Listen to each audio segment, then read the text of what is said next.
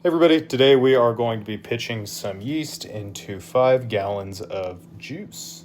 Now before we begin, you really can just take this stuff and just sprinkle it on the juice and call it good. It'll probably work out just fine, but I try to do things as right as possible, and so this is my process for trying to do it as right as possible. I started out by cleaning this with just soap and water and then rinsing it really well. I did that instead of just spraying sanitizer on it because if there's any somewhat big chunks of stuff, then the sanitizer might not really work. It needs to be clean first.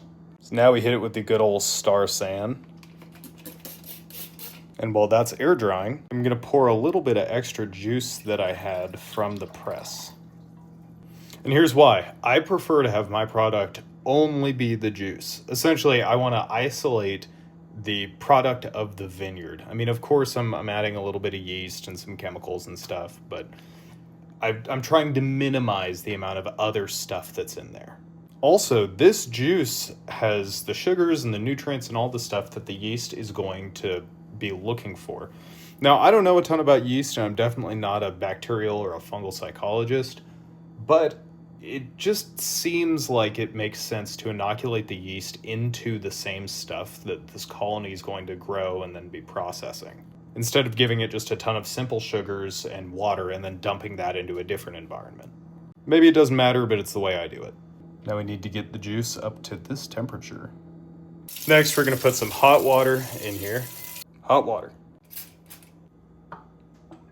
Double boiler style. Burn my finger. Not quite where we need to be. In the meantime, we can talk about how much yeast to use. This packet says it's good for 1 to 6 gallons. Some people just throw in the entire packet. Other people measure it out. I like to approximate because ultimately these yeast are just going to multiply. I've heard people say that you can have off flavors by using the entire packet. I personally don't believe in that. And so for 5 gallons, I'll probably just use the whole packet. Although I could probably get away with a half packet because the yeast will most likely just multiply to capacity anyway. Ready for the yeast. Some people say to leave it on top. I like to mix it in. And I will leave some on top. I just want most of the stuff to be able to touch moisture. Then we're gonna cover it with a clean towel and leave it for like an hour.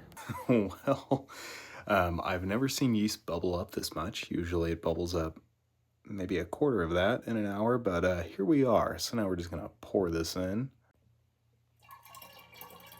Thankfully, most of these bubbles are just carbon dioxide, so it doesn't really matter if you get all of it in. And while it's not super necessary at this stage, I did want to put this airlock on here because I know it's going to foam up like crazy, and at the very least, this will give a place for the foam to go that's not on the floor.